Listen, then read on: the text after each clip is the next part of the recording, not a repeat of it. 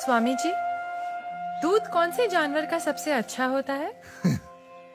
बेटी, दूध तो भैंस का ही सर्वोत्तम होता है।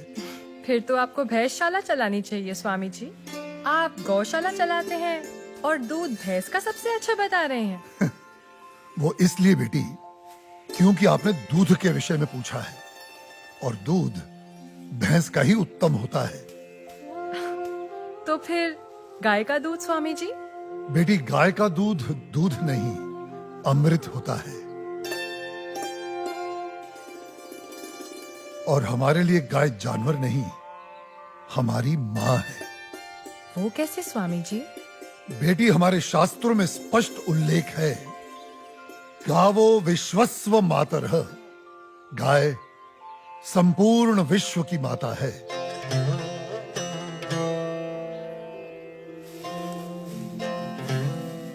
बेटी, गाय ही संसार में एकमात्र ऐसा प्राणी है जिसके अंग अंग से संसार को लाभ प्राप्त होता है।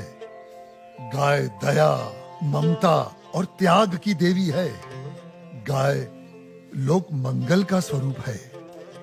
लोक मंगल का स्वरूप है? वो कैसे स्वामी जी? हाँ बेटी, गाय का दूध पीने से शरीर के साथ साथ मस्तिष्क का भी विकास होता है।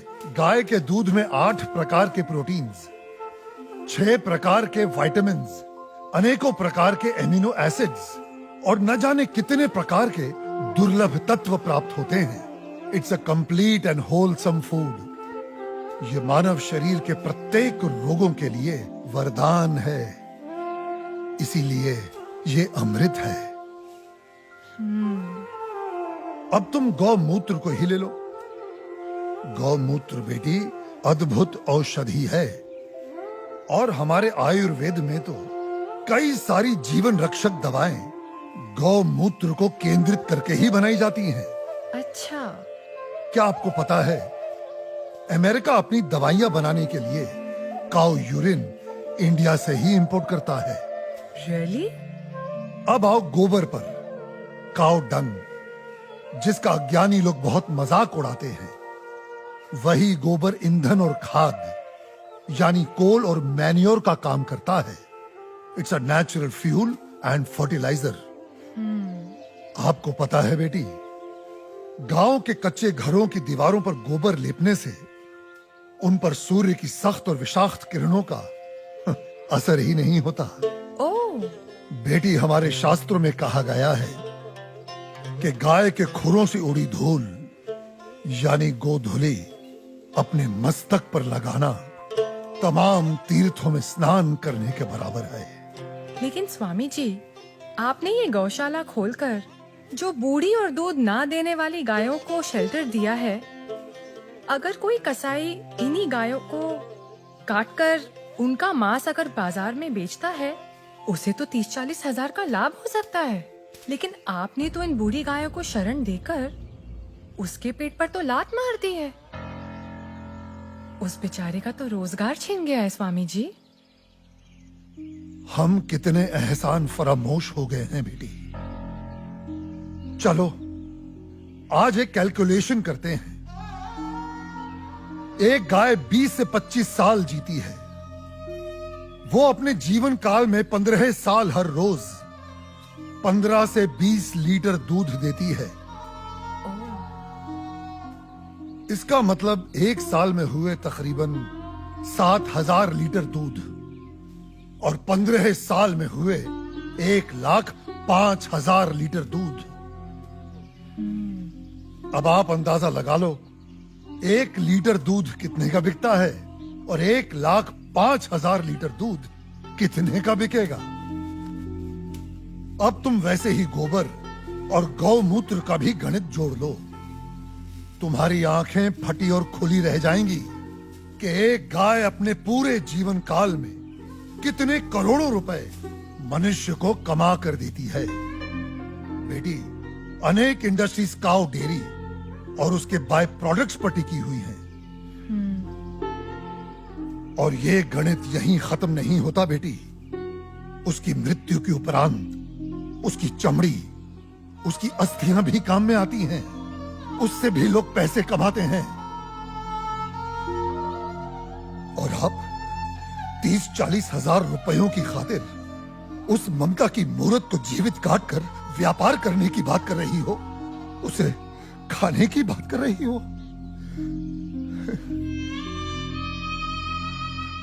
और कितना त्याग, कितना उपकार चाहिए एक प्राणी से।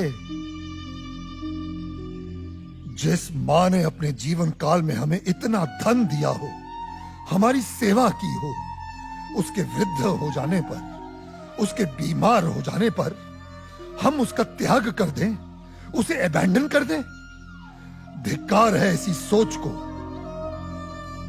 बेटी अपनी मां के वृद्ध हो जाने पर उसे बेचा नहीं जाता, उसे काटा नहीं जाता, उसकी सेवा की जाती है। मैं आपकी बात से सहमत हूँ स्वामी जी, लेकिन आपका पॉइंट ऑफ व्यू प्रेजुडिस भी तो हो सकता है, क्योंकि आप एक हिंदू हैं। ओ मैडम जी, आप बिल्कुल गलत बोल रही हैं। मैं एक मुसलमान हूँ और मेरा नाम इस्लाम मुन्ना शेख है और मैं इस आश्रम का ग्वाला हूँ। और हमारे कुरान पाक में कहीं भी गाय के गोश्त को खाना नहीं लिखा है। हम हिंदुस्तान में रहते हैं। अगर गाय हिंदुओं की माँ है तो गाय हमारी भी माँ है।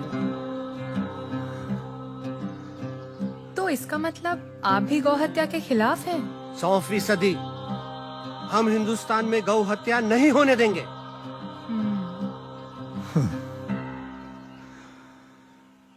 बेटी, जितनी भी बीमार, लाचार और दूध ना देने वाली गायें हैं, जिन्हें हमारे अपने ही हिंदुओं ने अपने निजी स्वार्थ के लिए त्याग दिया है, हम उन सब गायों को अपने यहां शरण देंगे, उनकी सेवा कर उनका ऋण चुकाएंगे। पादरी साहब मुबारक हो। आदिवासियों के 4 गांव, सबसे बात हो गई है। सब धर्म परिवर्तन के लिए तैयार हैं। आप तो ये रखिए, धर्म परिवर्तन के बाद सब में बांट दीजिएगा, सबको खुश करके भेजिएगा। Thank you my dear, God bless you. मगर पादरी साहब, उन आदिवासियों के सारे वोट मुझे ही मिलने चाहिए। श्योर। अपने लाल सलाम को अपना लाल बावटा फहराना चाहिए। Don't you worry mister Shiva Rao, आप तो बस हमारी मिशनरी को सपोर्ट करते रहिए। आई एश्योर यू, आपको वोटों की कभी कमी नहीं होगी। कोई वोट नहीं पड़ेगा साहब, भूल जाओ राव साहब, भूल जाओ। कोई वोट नहीं पड़ेगा और ना ही कोई धर्म परिवर्तन होने वाला है। हाँ? क्या बकवास कर रहा है? बकवास नहीं करता है साहब, सच बोलता है। एक नया साधु आया है, पूरा दिन सनातन धर्म का प्रचार करता है, भंडारा लगाता है और ये आदिवासी बैठ के उसका बात सुनते। ये पत्रकार लोग खूब इंटरव्यू कर रहे हैं उसका। और भाई, उसका कन्विंसिंग पावर इतना जबरदस्त है कि कोई भी दूसरा धर्म घंटा अपनाएगा। ये तो कुछ नहीं साहब, अपना मांस का धंधा चौपट होने वाला है। वो सारी बूढ़ी और बीमार गायों को शरण देता है। वो स्वामी गो हत्या के सख्त खिलाफ है।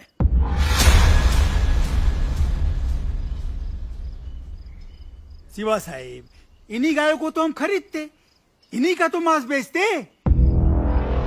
आपको पता है, उसकी गौशाला में मुसलमान काम करते हैं और हमारे कसाई घर में कई कसाईयों ने गाय काटने से इनकार कर दिया है। शिवा साहिब, गाय नहीं कटेंगी तो धंधा कैसे होएगा, और धंधा नहीं होएगा तो पैसे कहां से आएंगे, और पैसे नहीं आएंगे तो इलेक्शन में जीतेंगे कहां से। उन्हें अपनी भाषा में समझाया नहीं उसको? समझाने गए थे साहिब, साले ने दम देके भगा दिया हमको। बोले तो बहुत सॉलिड है, एकदम पावरफुल है वो।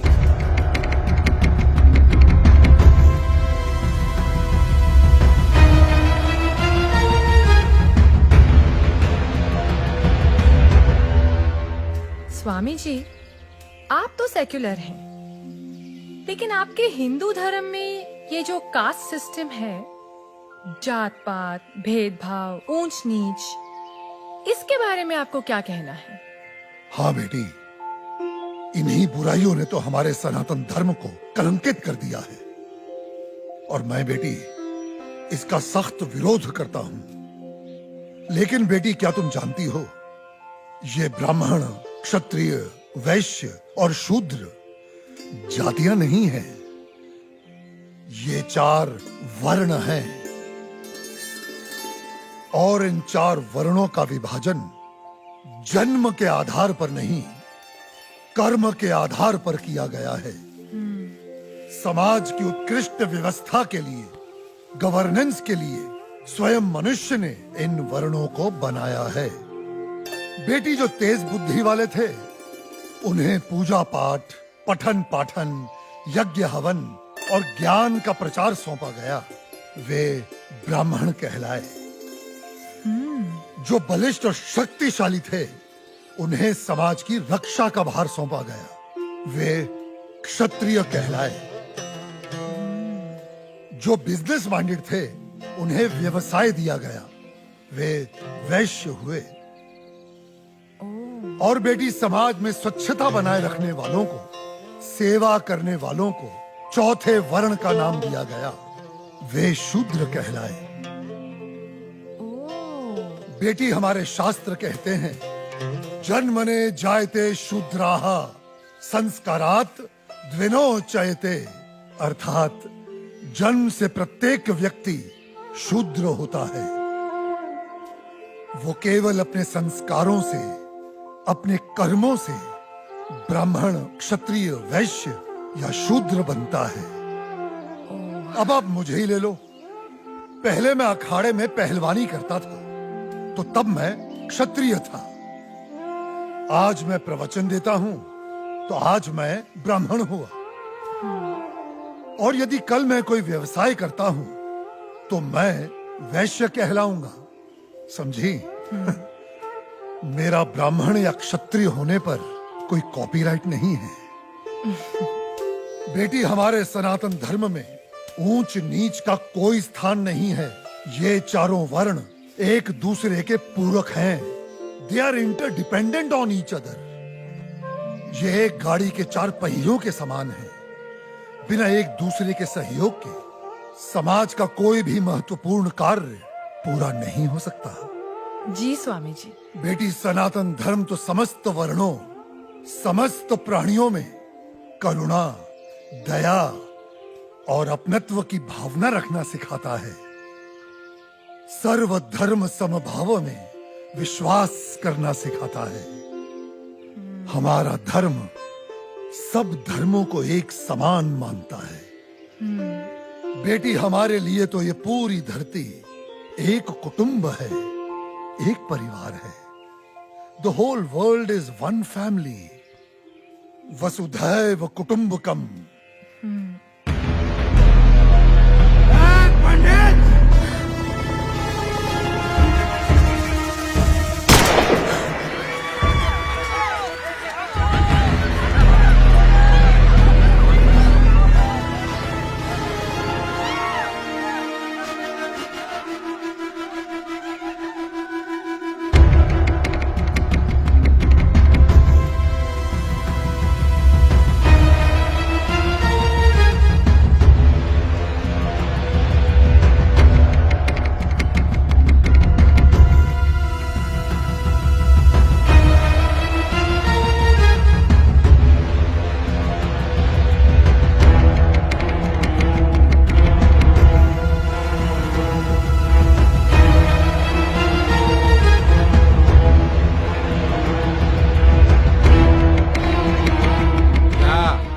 क्या रहा है यहाँ पर? हाँ, चल क्या रहा है यहाँ पर?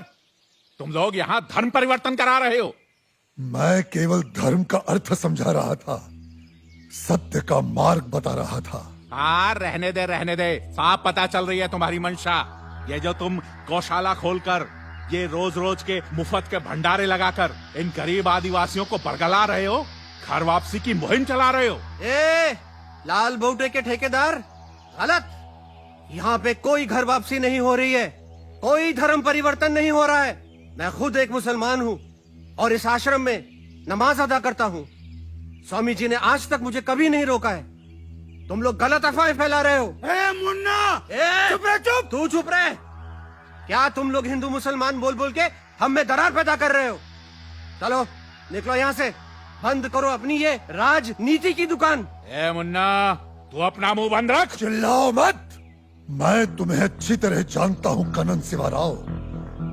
जिस प्रकार तुम सनातन धर्म के विरुद्ध इन भोले भाले आदिवासियों के हृदय में जहर इंजेक्ट कर रहे हो और अपनी वोटों की खातिर पैसा बांट बांट कर इनका धर्म परिवर्तन कर रहे हो, ये सब अब नहीं चलेगा। ए स्वामी, तू जानता भी है कौन है ये? जानता हूं, तुम्हारे आका हैं जो तुम्हारे नाम पर फर्जी ट्रांसपोर्ट कंपनी चला रहा है और गैर कानूनी तरीके से गौ मांस बेचने का घोर अपराध कर रहा है। ए पंडित, कनन शिवाराव, गाय हमारी माँ है।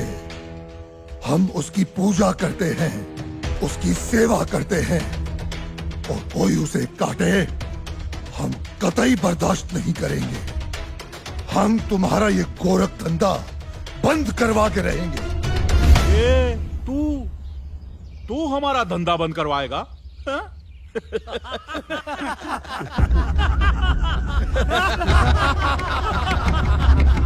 चाइला, ए गौरक्षको, एक गाय का गोश्त भी गोश्त ही होता है।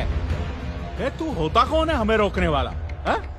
मैं मुर्गी का गोश्त खाऊं, बकरे का गोश्त खाऊं या गाय का गोश्त खाऊं, गोश्त तो गोश्त ही होता है। ए क्या फर्क पड़ता है? बिल्कुल फर्क पड़ता है। मानो तो माँ माँ है वरना जानवर। कनन शिवाराव, माँ, बहन, बेटी और पत्नी सभी स्त्री जात होती हैं, लेकिन सभी के साथ एक जैसा संबंध नहीं बनाया जा सकता। ए कनन, क्या तू अपनी माँ बहनों के साथ सोता है, उनका बिस्तर गर्म करता है? हरामखोर, माँ पे जाता है।